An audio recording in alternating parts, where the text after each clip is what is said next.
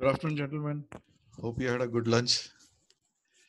Okay, we'll start our boiler class now. We'll left off while we were studying this diagram last time. So we'll pick it up from Good here itself. afternoon, sir.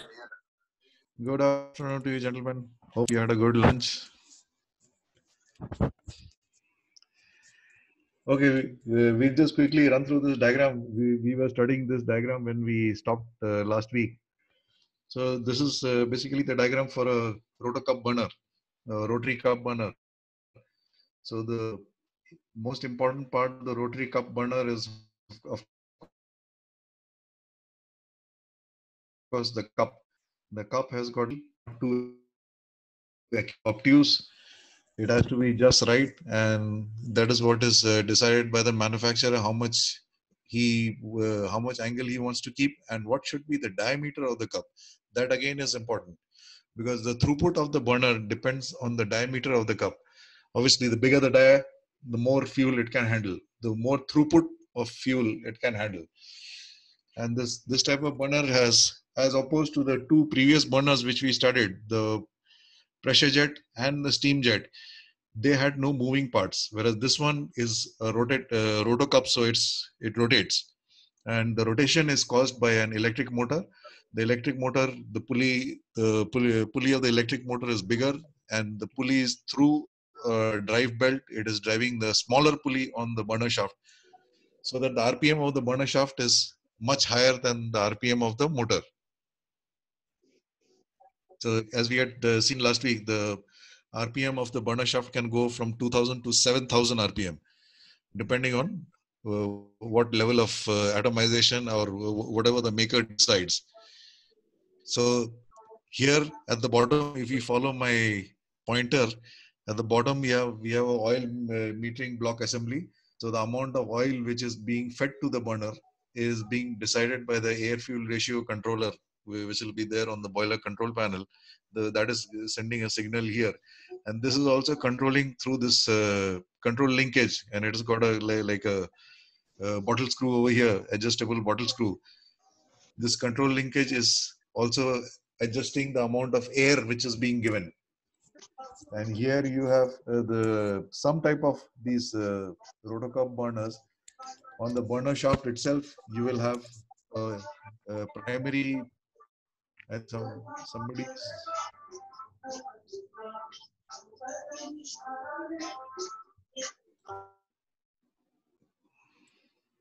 Okay. On some types of this burners, you may have the impeller, the blower for the primary air itself on this on the burner shaft. In this particular example, it is not shown here.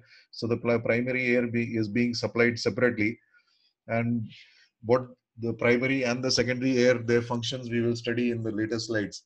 So okay, the primary air, it goes through here. There's a primary air through which the velocity of the air is increased. The pressure energy of the air is converted into kinetic energy, and the velocity is increased. Here the oil is getting thrown out. The oil and the primary air mix, and they form the primary flame. We will come across all that later. So that is all there is to it. There is in this burner, all that is there is to it in this particular burner. Other types of burner design is quite different, and they require an air register, etc., which we'll see sometime later in this lesson.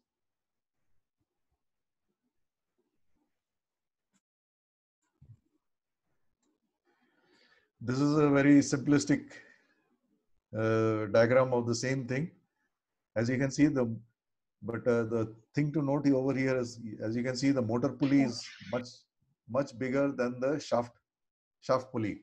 So that means the motor RPM is multiplied a number of times depending on the ratio of the ratio between the diameter of these two pulleys. The RPM of the motor is multiplied a number of times, and then the RPM of the shaft is therefore much higher than the RPM of the motor. And then you have the spinning cup. And here in this particular example, you can see that the impeller for the primary air is over here. Now, some of the smaller burners, they may not have a secondary air. So only the primary air does the job. So that means the amount of fuel which is being burnt is very little. They are mainly for very small boilers. But on the bigger boilers, you will have a primary and a secondary air. And for the secondary air, you will have a proper FD fan.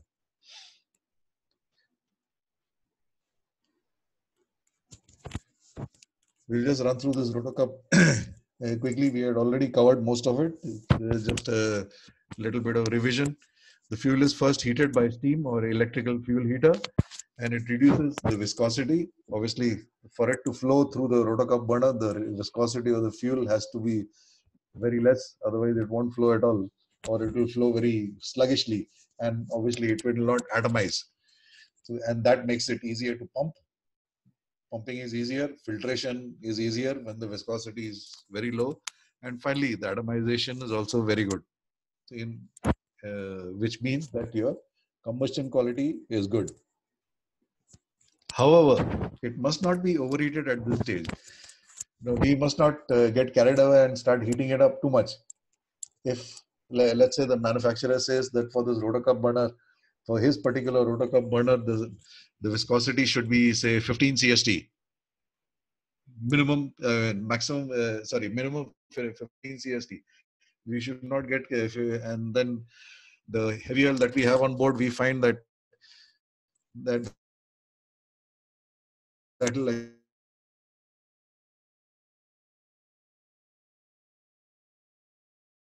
for example, at 100, we should not get carried away say 150. And then if overheated, then this process, if you see my pointer, this process of cracking will occur.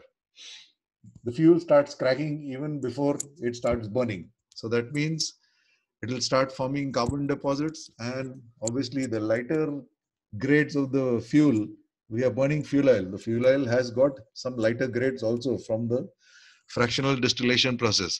So some of the lighter grades, they may start vaporizing. And once they start vaporizing, you start getting a formation of gas. All of you are very familiar with vapor lock. So this is basically that formation of gas in the fuel oil lines. So you will start getting vapor lock in your fuel oil lines. And gases, due to the large volume, will reduce the mass of oil passing through the burners. Very logical. Instead of the amount of heat which is being generated by the fuel, instead of the liquid fuel, now you have a gas. So the calorific value of a fuel may be say X amount of kilojoules per kg, but now instead of X, Y kg going, you have Y minus something kg of liquid fuel going to your Rotocup, plus a lot of gases. And obviously the gases are not contributing much to the quality of the flame or the quality of the combustion. So that means your heat transmission or heat generation from the burner becomes very low, and which in turn will lead to a possible reduction in the steaming rate of the boiler. Obviously, if your flame quality is poor,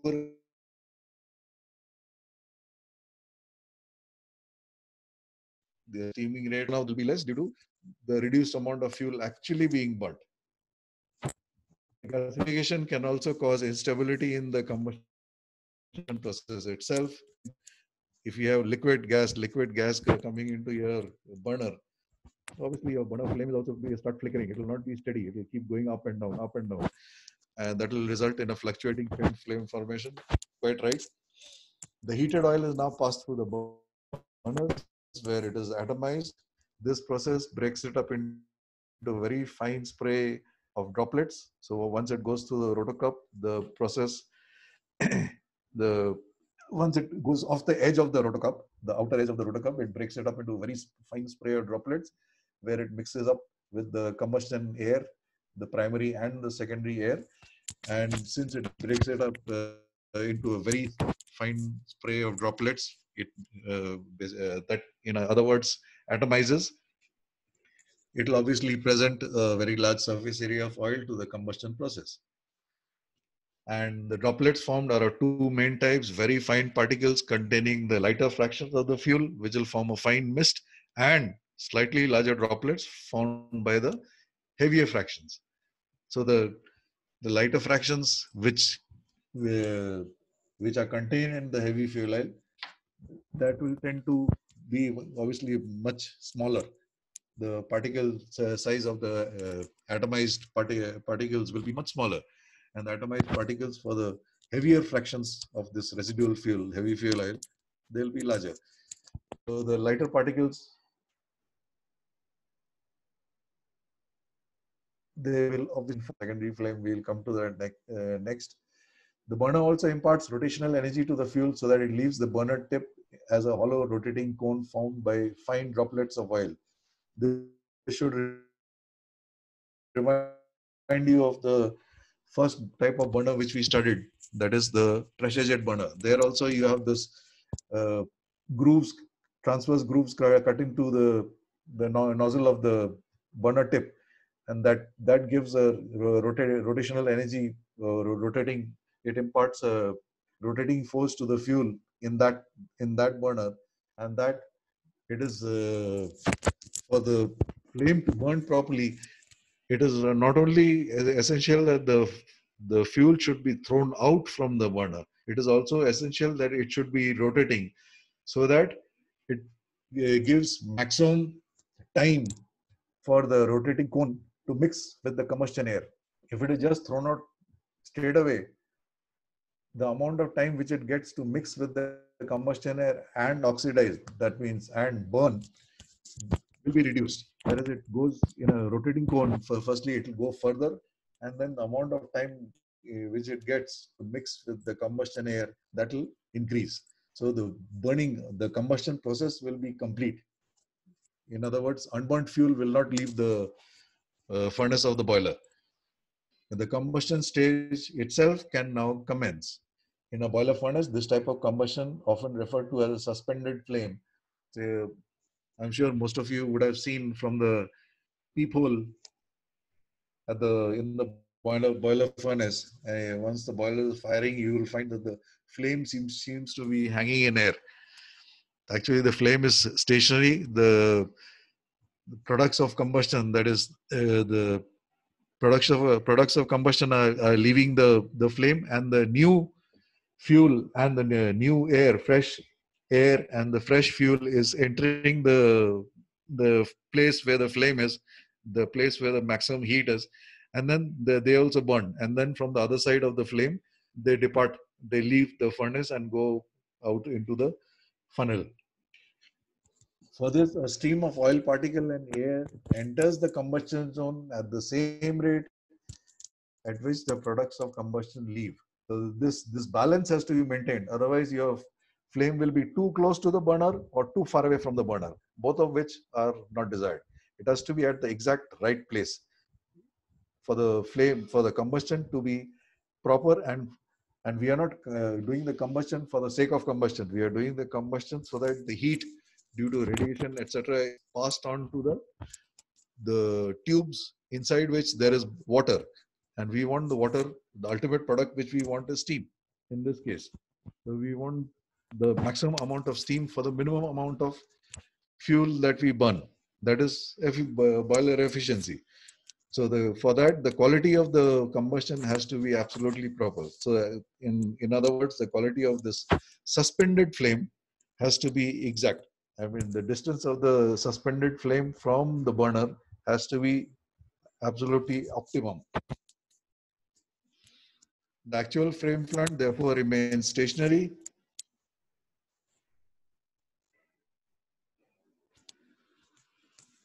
while the particles pass through it, undergoing the combustion process as they do. This is exactly what we just talked about. It is called a suspended flame for that reason only. If you are looking through the peephole into the furnace, you will find it will appear that the flame is kind of hanging in midair. From the other side, the products of the combustion, the gases, etc., they are leaving the furnace and going out through the uptake. And from the other side of this suspended flame, the fresh oil and the fresh air for combustion entering this flame front. The primary combustion zone itself can be divided into two main stages, primary and secondary. And this is the air registers which we were talking about a little while earlier. Now, your air registers are mainly required for your pressure jet and your steam jet burners. This air register will not be required for your rotocup burner, because the rotocup burner, the casing, etc., of the rotocup burner in itself is a complete unit. So we don't require any additional air registers, etc. And what is an air register? It's a collection of flaps, vanes, which surrounds each burner and is fitted between the boiler casing. So your boiler, you have the inner casing where you have the fire clay, etc., and the outer casing where you have the wind box, and all the cladding, the aluminum cladding which is there on the outside, or aluminum cladding, or the GI sheet, as the case may be, as per the design of the boiler. So the GI sheet on the outside of the boiler, this air register is fitted in between these two. So air register, basically flaps and vanes, which surrounds each burner and is fitted between the boiler casing and the outer casing. The register provides an entry section through which air is admitted from the wind box, and air shutoff is achieved by means of a sliding sleeve or similar. Different, you may have a sliding sleeve, you may have a flap valve. Different designs are there from different manufacturers.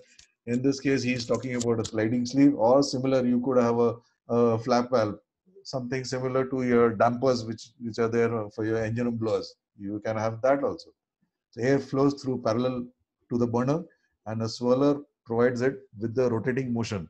Now the burner is throwing out fuel in a rotating cone, if you recall. Similarly, the swirler is also providing the air a rotating motion, but in this case, the air is being swirled in the opposite direction to the fuel, so that the air and the fuel, they mix very well. High pressure and low output marine water tube boilers are roof fired, and this enables a long flame path, even heat transfer throughout the furnace. So these air registers, there are basically two types. You have a side mounted burner and you have a top mounted burner. This is the air register for a side mounted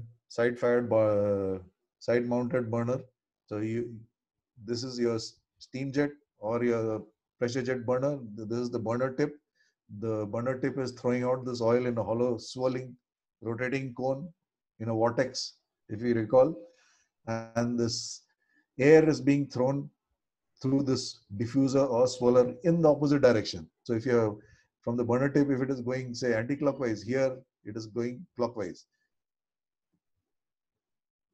And the purpose of all this is, as we talked about earlier, is to give the air and the fuel maximum time to mix and oxidize, basically to mix and combust. And so that you get more, what do you say, bang for your buck. That means the amount of fuel that you're burning, you want the maximum amount of heat from that fuel. And maximum amount of heat means your maximum amount of steam. So in other words, you want maximum amount of efficiency from your boiler burner.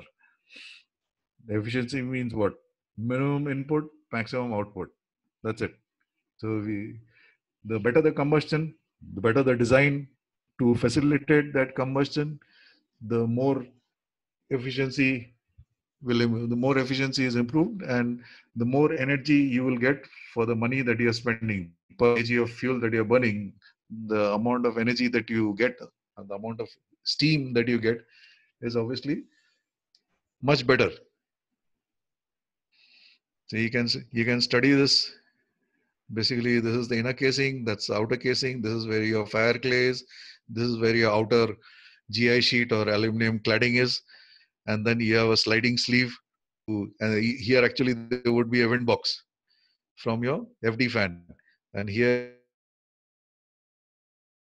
determine how much air has to go inside the burner, or you could have a flap valve, etc. Depends on the design. And here steam supply valve. So that means since this is a steam supply valve, in all likelihood this would be a steam jet burner. This nozzle tip it would be that Y-jet burner, which we had, Y-jet or steam jet burner, which we had studied about earlier. And this is where you have your observation port, so you can see your suspended flame, etc. from here. And sometimes in the casing of the boiler also, near at the side of the furnace, you can have a small peephole from which people can check the quality of the flame. And this is for the side mounted burner, and this is for the top mounted, roof mounted burner. Here also you have, okay, we start with this electric igniter. That is for your pilot burner. Pilot burner is ignited by this pilot burner. We burn MGO, gas oil. Gas oil is the firing of the gas oil is started by this electric igniter, from the sparks of this electric igniter. And here you have your main burner going down. You have a steam inlet, oil inlet. So that means this is also a steam jet burner. And these kind of burners, the roof mounted burner, is mainly fitted to boilers where you want higher pressure and higher capacity. That means your steam production is also much higher. If it is roof mounted, then your tubes would be all the way around this. So that means your heat transmission to the tubes is better, more even. Whereas if you go back to this, the maximum heat will be given off to which kind of tubes? This is side mounted. Your tubes will be like this all around, but the maximum amount of heat will be given to the tubes which are exactly opposite the burner, right? So that means the heating of the tubes in this case will not be even. So that's why this kind of side mounted burners are fitted to boilers where steam requirement is not that high, basically smaller boilers.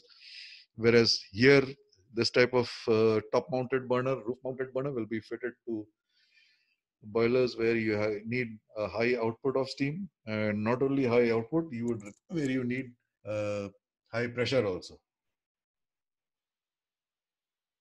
So those are the two types of air registers. And as we spoke earlier, your rotocup burner does not require this kind of air register, because the burner unit of a rotocup burner in itself is an air register. That does the job of an air register. Okay, the fuel entering the furnace must be initially ignited in order to burn. Obviously, that's why you have a pilot burner. And once ignited, the lighter fuel elements burn first as a primary flame and provide heat to burn the heavier elements in the secondary flame.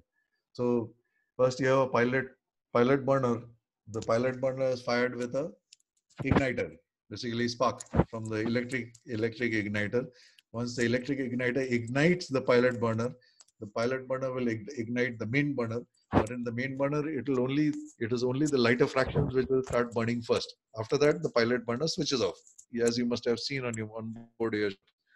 And then once the primary flame becomes steady, then your secondary flame starts.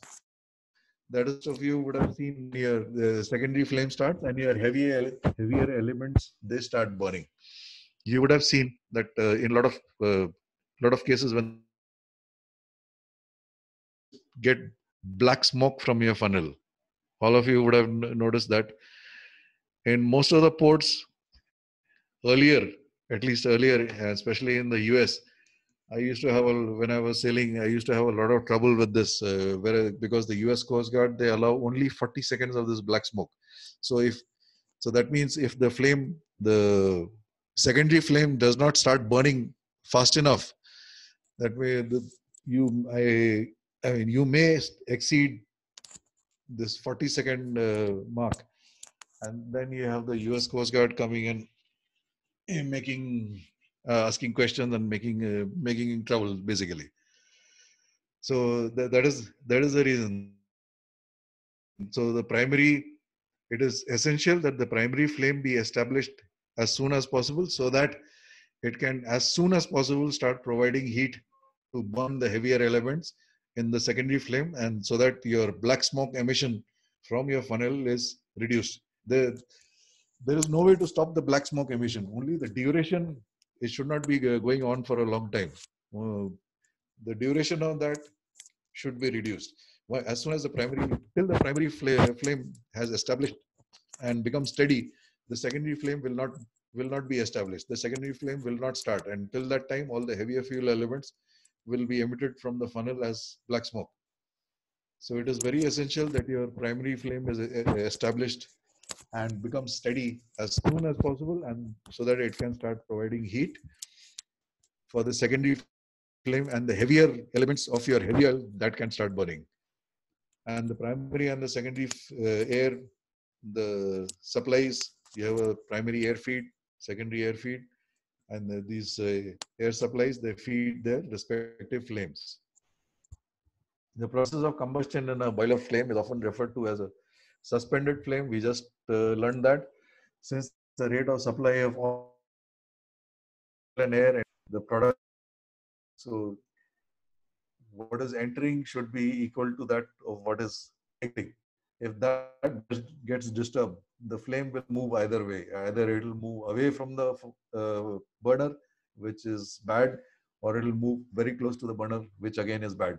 It should the optimum distance from the burner. And to maintain the optimum distance from the burner, the rate of supply of the oil fuel entering the furnace should be balanced and should be equal to that of the products of combustion, which is departing the furnace. Okay, now we go to primary flame. For oil to burn, it must be raised to its ignition temperature. Quite true. We are talking about heavy fuel oil here, where continuous,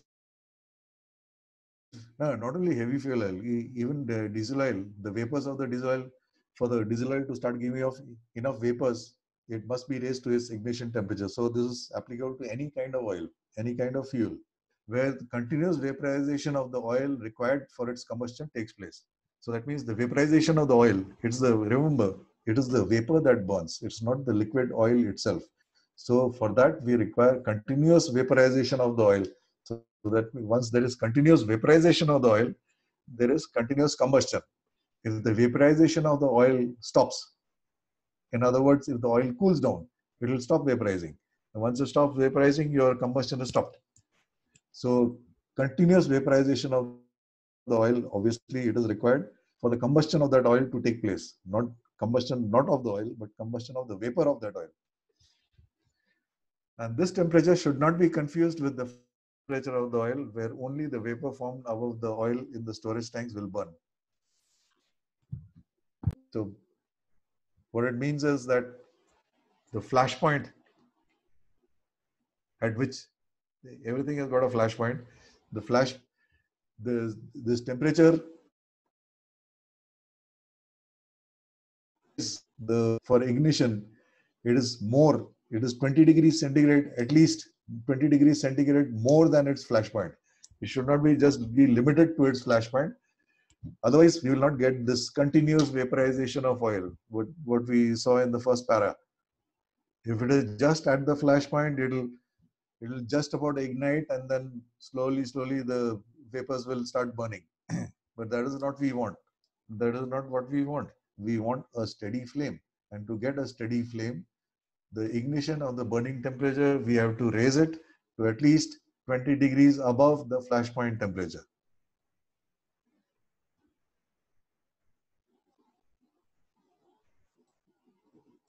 Okay. You're not getting any sound? It's good, Chief. It's good. It's improved?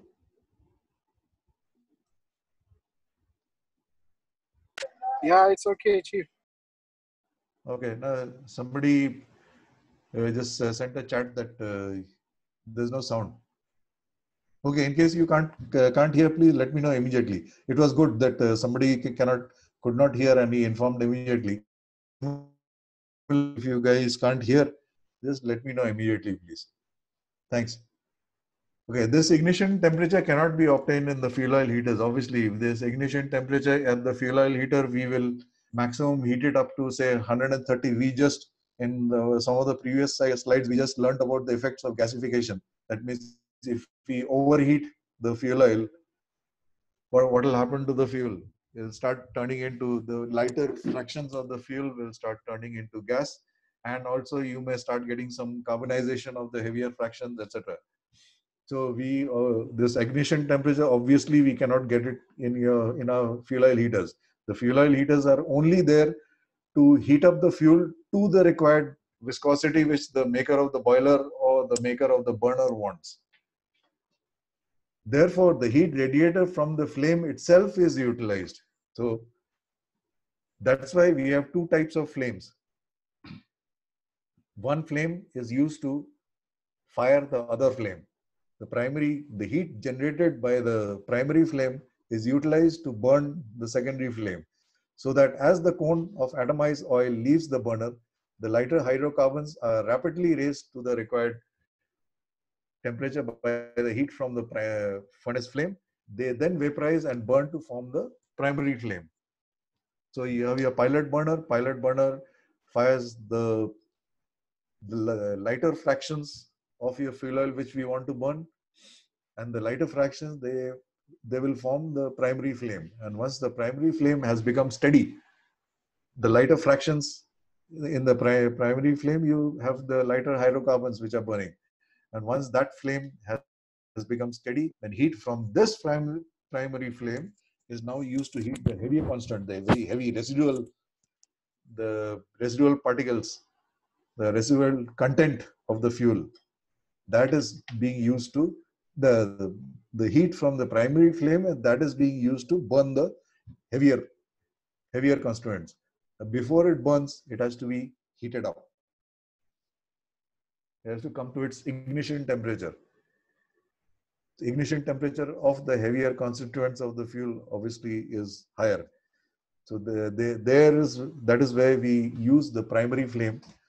The primary flame starts heating up the heavier constituents of the fuel to their ignition temperature, and once that ignition temperature is achieved, then the heavier fractions of the fuel they vaporize, and the vapors of the heavier fractions start burning. The entire thing, obviously, it takes place in a few microseconds. It doesn't take very long. It's not even seconds. The entire thing takes place in a microsecond. But this is the entire process how it occurs. And then the heavier constituents of the fuel, they form the incoming. They mix with the incoming secondary combustion air, and form the secondary flame.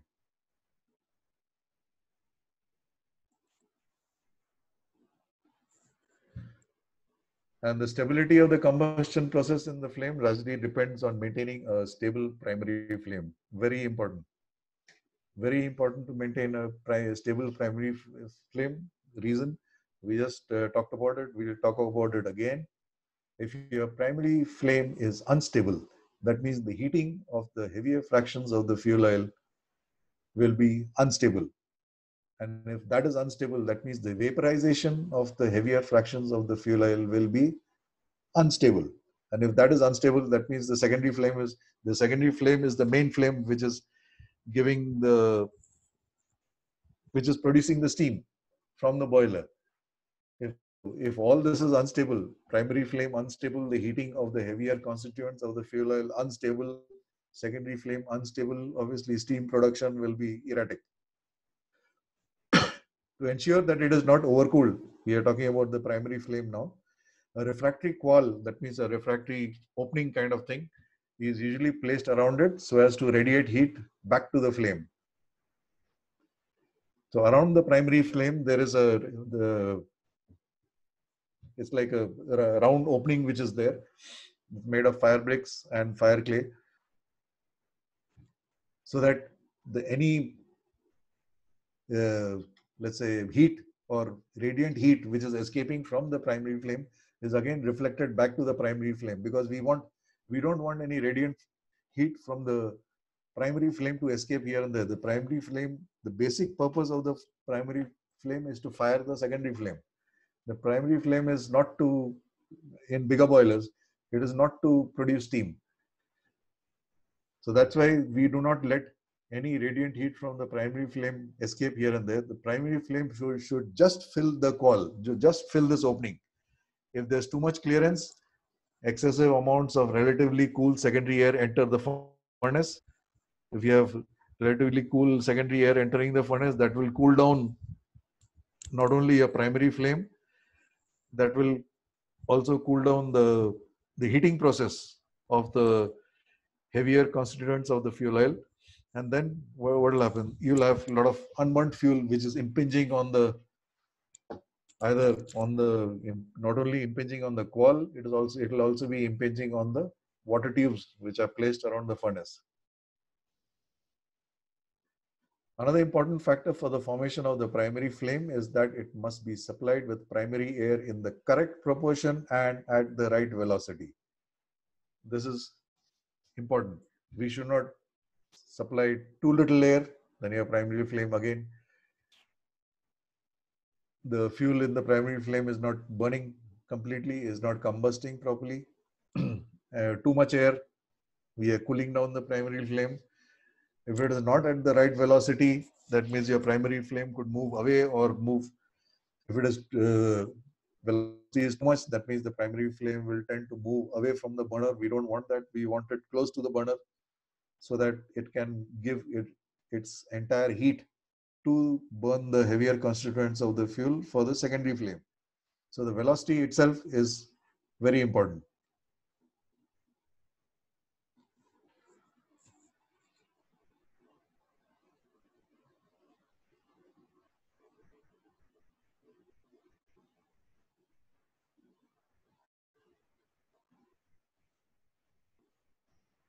Using higher velocity air streams, this is done by fitting a tip plate which spills the primary air over into a series of vortices, as indicated in the. Even in our IC engine, they say that you must have a vortex inside the cylinder of the main engine or generator. There should not be laminar flow. By laminar flow means the flow is very smooth in one line. We don't want that. We want it to be as turbulent as possible. So that's why the design of this burner is made so that the air which is being sent in is in a vortex. That means it is turbulent. And if it is turbulent, it will mix with the fuel much better than if it was laminar flow.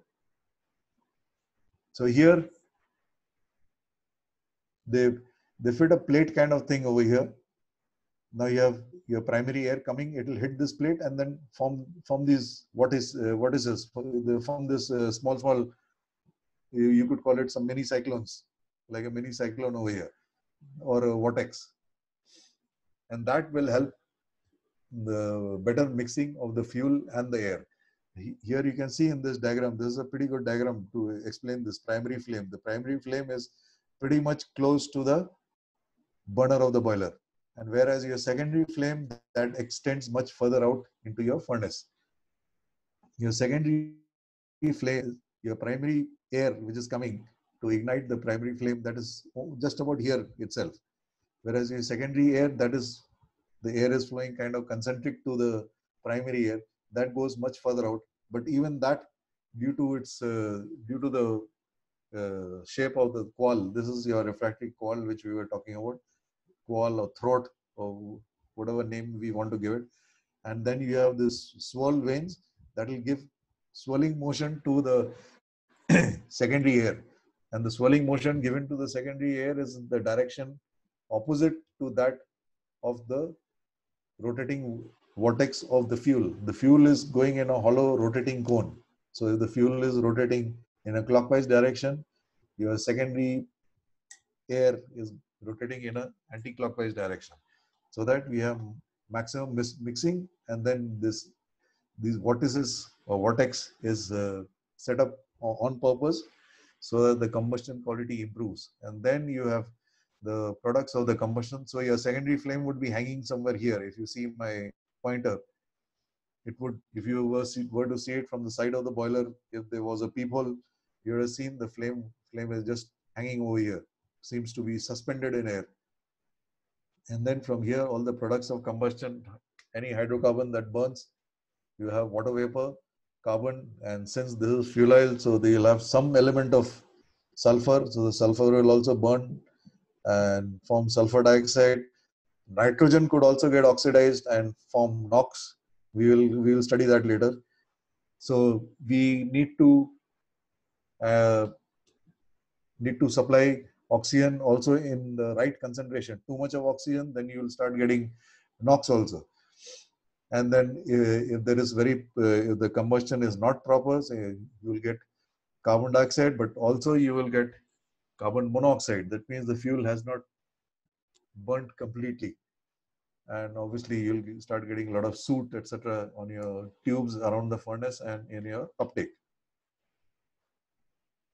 So these vortices, the idea of this diagram was to show these vortices. They ensure a good mixture of the air and the fuel by reducing the forward speed involved. That is again important. The flame should not,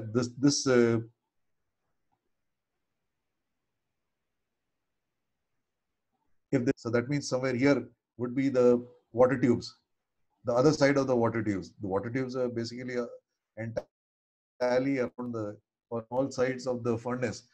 But the water tubes on the other side, if your flame goes out too much into the furnace, the flame will start impinging on the water tubes on the other side, and over a period of time, it will cause damage to the tube, the wall of the tubes. So these vortices, they also help in reducing the forward speed of the flame, and it helps maintain the primary flame within this coil itself. The primary flame has to be here itself, not shoot out further into the furnace, whereas the secondary flame is required to go further out into the furnace and give off maximum of its radiant heat to the water tubes.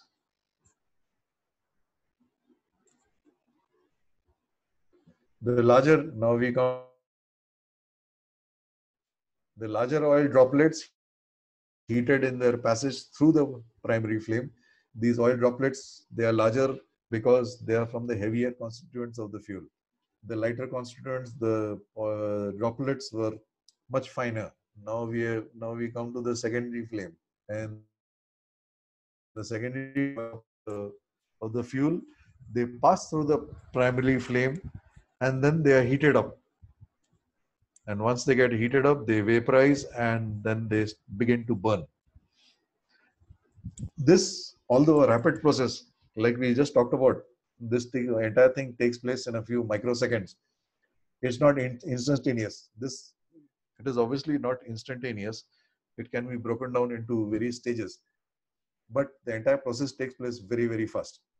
So, but since we are talking about the entire flame in a series of stages, first we have the pilot burner firing the primary flame heating up the constituents of the secondary flame.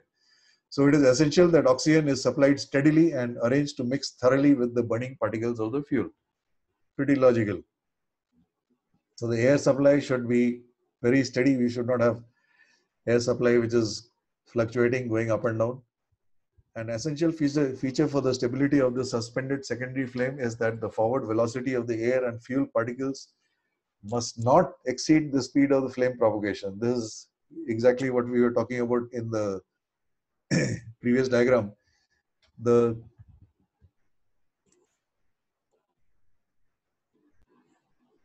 secondary flame which is suspended over here, the forward